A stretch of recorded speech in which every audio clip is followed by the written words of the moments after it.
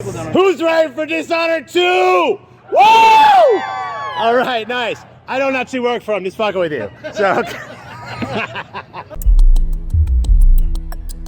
Hey, I'm here with Harvey here, the creative director for Dishonored 2. And thanks again for having us, sir. Really appreciate it. It's really good.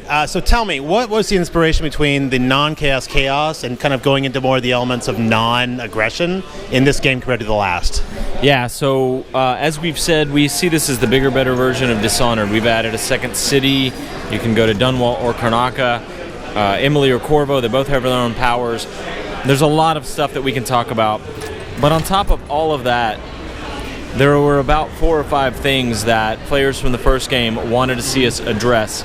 And one of them was kind of an overly binary endgame, and there was not enough nuance to the chaos system. Yeah. And so we feel like we've addressed both of those points. There were about 3 or 4 other important points to people.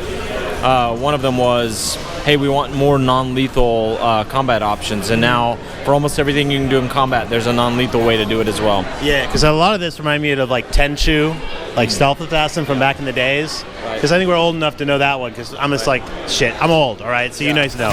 But Tenchu started with a dart thrown into the wall with a note on it, right? Yeah. That's one of my favorite message note delivery in a game ever, you know? It's great. Very ninja. Yeah, so if you had to tell my listeners, what exactly are we going to get in Dishonored 2 that we're not going to get in the first one, and why you should try it immediately? Like, give me the little elevator speech.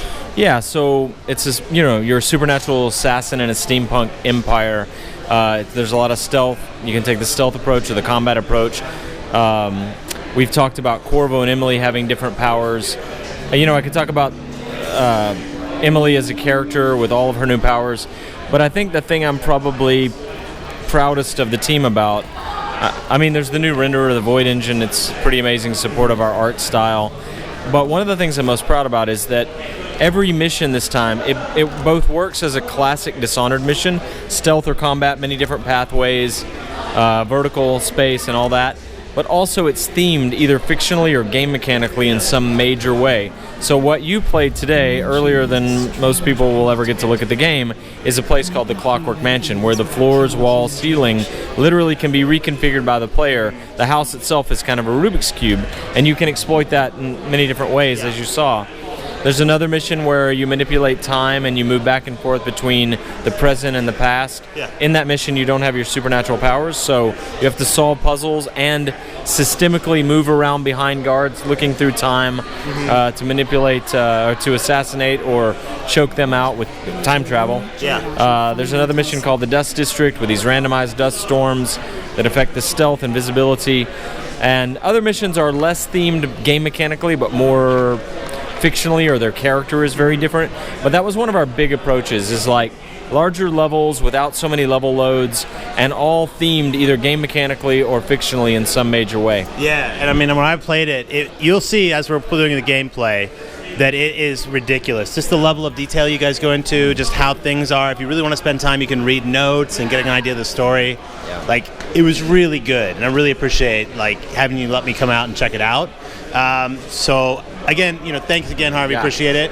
All right, and here it is, a hell of a lot of gameplay you're not going to see anywhere else, right here. Thanks, guys. Thank you. Jindosh.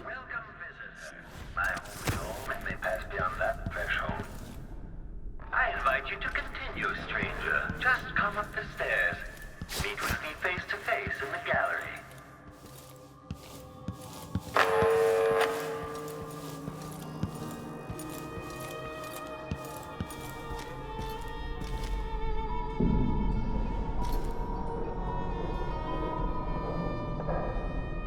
Hello, stranger. In part, I made this place for luxury and spectacle, I suppose, but it's more than that. This place is a testament to engineering itself. Temperature back to normal. Waking up.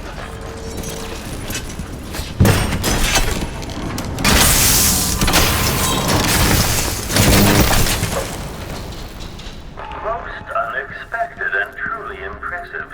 Not many people would still be standing after that. I expected the courtesy of sea. There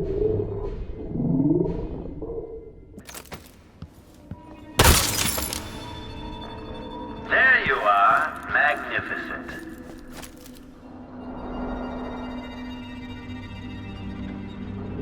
Now that I see you, I've worked out who you are.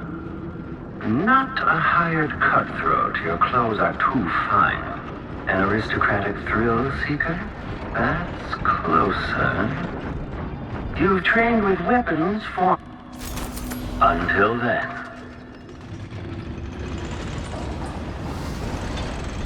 Clockwork soldiers, there's an interloper in my home. Well, the machine should enter active state now. Extra diagnostic playback loop. Playback indicates a young woman, armed. Know that your last combat protocol vision to behold is a work for unambiguous destiny. The very pinnacle of its nature. If this playback is called.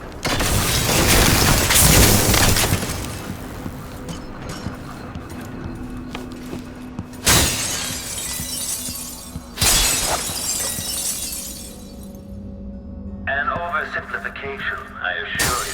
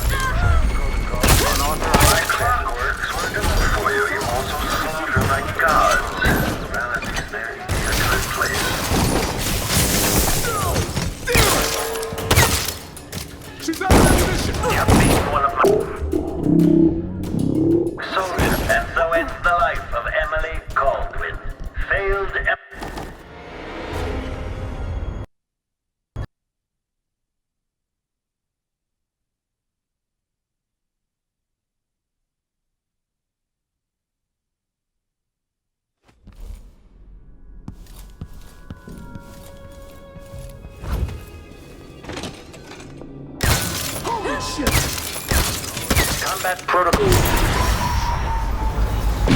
8. My clockwork protocol for you. You also slaughter my guards. Enemies to this place. Playback for something must have gone wrong. Each visitor is another test for the clockwork soldiers. Each makes them better.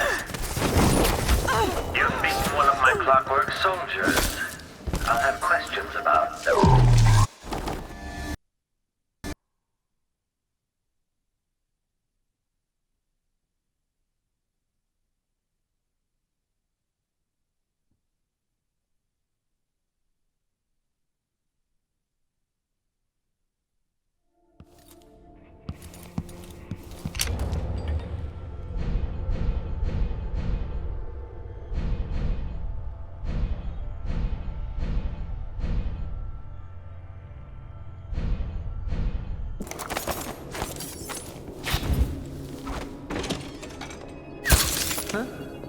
Sounds like someone.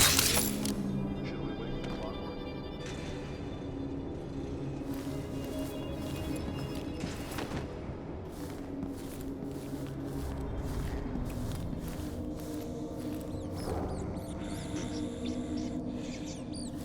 Stand clear!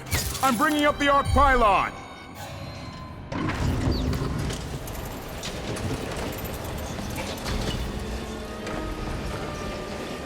People am I gonna see get hanged?